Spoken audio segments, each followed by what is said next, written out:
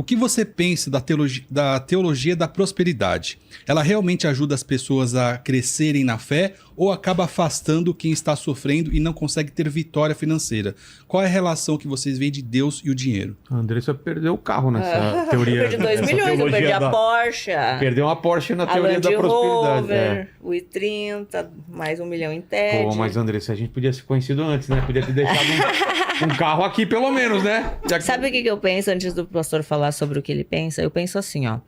Que até o ateu, ele tem fé, ele fica rico, né? Então a gente não tá falando de Deus para ter dinheiro. Em que você tem fé, em que você né? tem fé. Eu acho assim, se você trabalhar muito, você vai ter dinheiro. E eu acho que todo mundo tem que pensar em crescer na vida, né?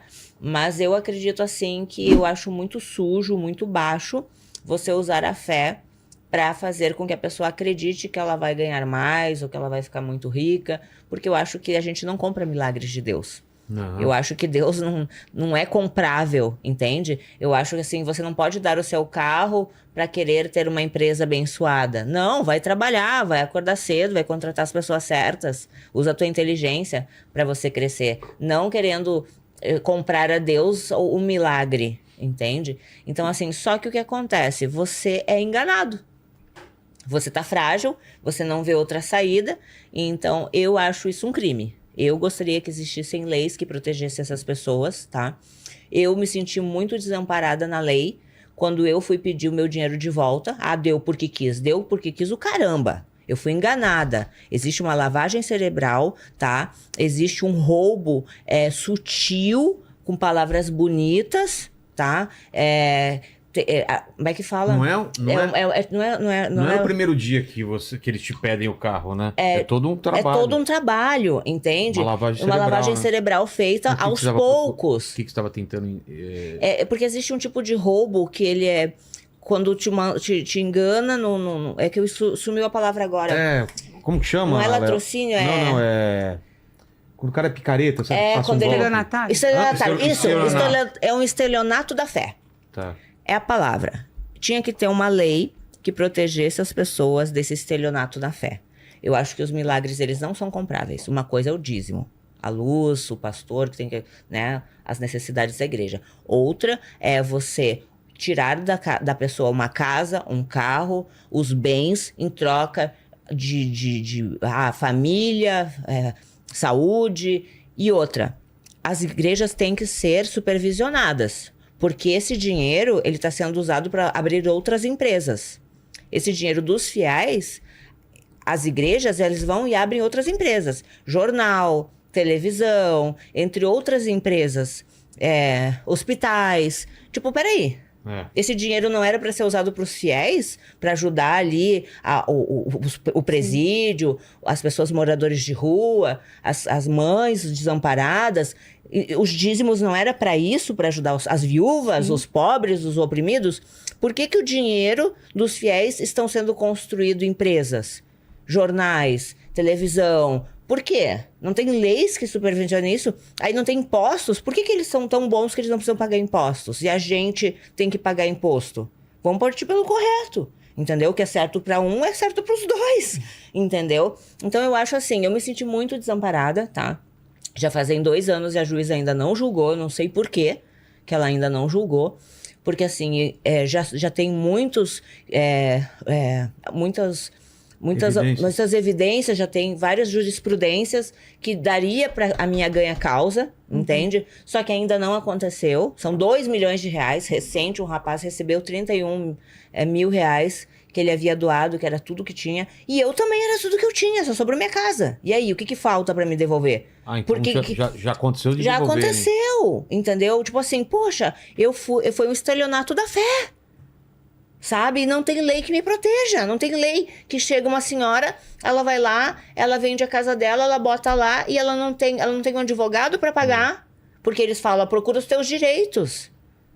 Tipo assim, cara, tem que ter lei que proteja essas pessoas. Porque eu consegui dar a volta por cima, fiz tudo o que eu fiz e consegui. E aquela pessoa que era a única casa e talvez se matou. É muito sério isso. Poxa, isso é um crime. E, além de ser crime, né, pegando o gancho dela, veja bem, não é pecado você prosperar, Não é pecado você ter uma ambição saudável, de você desejar ter um melhor carro, uma roupa melhor, uma casa melhor. Até aí não tem Sem fazer mal pra pecado ninguém, né? algum. Agora, meu bem, vamos lá. Deus faz a parte dele? Faz, mas você também precisa fazer a sua. Então, vamos levantar, vamos acordar cedo, vamos trabalhar, né? Vamos procurar entender o que é esse conquistar. O nosso Deus, né? Ele é dono do ouro e da prata. Só que com Deus não se faz barganha. Deus, o Espírito Santo, né? O Senhor Jesus, ele é tão delicado que em nenhum momento ele vai querer tirar a única coisa que você tem e deixar você perecer. Que Deus é esse? Nós pregamos a palavra do Senhor lá na igreja e a gente prega baseado no que está na Bíblia. Mas a gente não vem de cantinho no céu, a gente não vem de água santa, benta, enfim, ungida. A gente não vende o óleo que veio de Israel, a gente prega ali a palavra. Então, eu acredito na palavra de Deus, eu acredito que o Senhor abençoe e prospera o trabalho das suas mãos. A Bíblia vai nos dizer que tudo aquilo que tocarmos, né, as nossas mãos e plantarmos os nossos pés, aquela terra é santa, nós possuiremos. Então, a bênção de Deus já está sobre nós. O Senhor, ele nos dá uma promessa. Eu creio nisso. Entendeu? O Senhor nos dá uma promessa. Agora, o evangelho, muitas vezes, e aí pegando a palavra que você disse, que é a teologia inclusiva, ela é colocada naquilo que convém. Exemplo disso, a gente teve o caso da Andressa, que foi lesada. Imagina como é difícil para mim entrar numa igreja pensando assim, cara, eles querem meu dinheiro. Aí fala em dízimo, tu já te arrepia. Eu não vou muito longe. Se eu não quiser dar, Jesus vai me expulsar? Eu não vou muito longe. Aconteceu com a família do meu esposo, né, que passou por uma situação assim, olha só, gente, eles venderam tudo que eles tinham e deram para a igreja.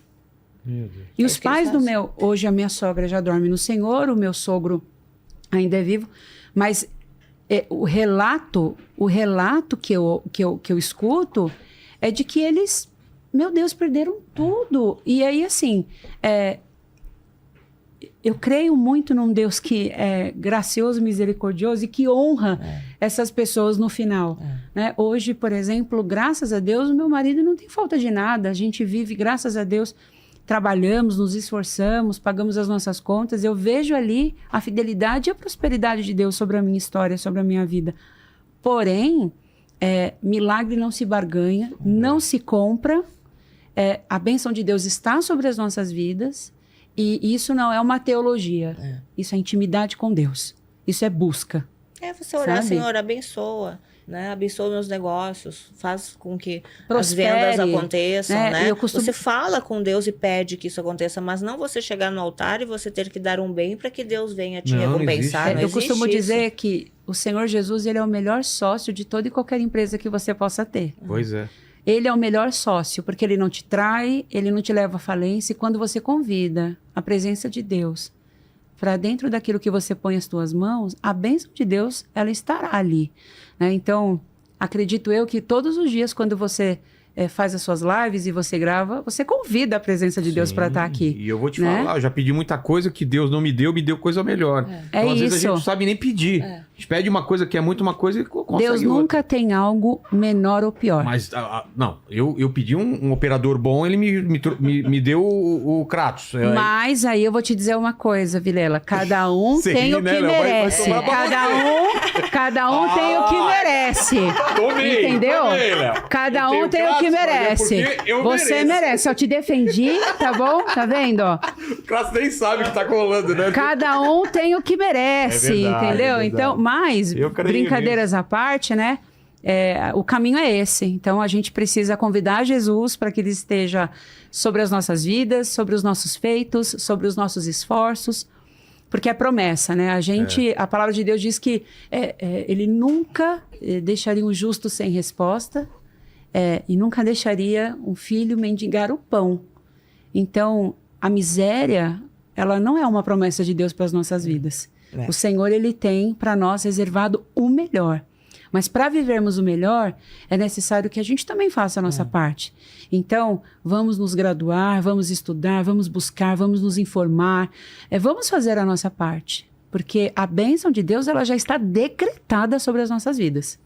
Agora, a gente também precisa fazer a nossa parte. Não é porque você acredita em Jesus que você tem que ser pobre ou querer ser pobre. Você pode. Se você é e você quer ser, tá tudo bem. Agora, se você nasceu num lar humilde, você pode sair da sua zona de conforto, trabalhar, estudar, crescer e sair daquela situação. Porque quem não gosta de dormir bem, comer bem, viajar, todo mundo quer. É fruto do seu trabalho. É fruto do seu trabalho. E o dinheiro pode ser uma forma de você abençoar também. Exatamente. Opa, eu acho que a principal razão do dinheiro deveria ser essa. Porque o Senhor nos ensina, né? Não ajunteis tesouros aqui na terra. Não tem caixão que vá à gaveta, né? A gente, quando morrer, não vai ter lá a gaveta, vou colocar lá o meu celular tal, a minha roupa tal, vai, né? Então, assim, aqui, tudo que a gente tem é para abençoar. E eu vou te dizer que a gente percebe que a gente é próspero quando a gente tem para abençoar. Então, eu trago, por exemplo, eu amo cozinhar, por exemplo, e amo ver a minha mesa farta. Porque um dia eu não tive o que comer. Eu não tive. Aconteceu uma situação de eu comer o resto do lanche de uma família que estava sentada numa grande loja de fast food. Eu esperei essas pessoas levantarem e eu me lembro que eu saí assim andando rápido, peguei aquele resto e comi porque eu tive fome. E hoje eu tenho, graças a Deus, uma mesa linda onde eu posso receber as pessoas que eu amo. Existe fartura. Hoje eu tenho a maior alegria de poder ajudar os meus pais, sabe? Eu tenho a maior... eu tenho orgulho porque a bênção de Deus está sobre a minha vida. E se está sobre a minha vida, a gente tem legalidade. A gente só pode profetizar algo na vida de alguém quando você vive primeiro. E hoje eu posso ter legalidade para profetizar sobre a vida das pessoas que elas... irão se superar, que elas vão prosperar, que elas vão comer do bom e do melhor, porque esse é o Deus que eu sirvo. Um Deus que muda história, um Deus que restaura, um Deus que cura, um Deus que realiza sonhos. Então, Deus faz dos improváveis referências. E eu acredito que o caminho é esse, né? E eu me vejo nesse lugar e louvo a Deus por cada lágrima que eu tenha derramado. Por cada dor que eu levei, por cada situação difícil que eu passei. Tudo isso gerou testemunho para eu contar e cura na vida de milhares de pessoas. Então, eu acredito nisso, é o Deus que eu sirvo. E a palavra de Deus vai dizer, para encerrar essa pergunta, né? Lá no livro de Mateus, capítulo 6, versículo 33, que foi o primeiro versículo que eu aprendi na vida, que diz assim: buscai o reino de Deus, a sua justiça, e todas as demais coisas vos serão acrescentadas. Primeiro é o reino, primeiro é a presença, primeiro é o céu, primeiro é a graça dele, primeiro é a busca nele, e todas as demais coisas serão acrescentadas. E eu sou prova viva disso.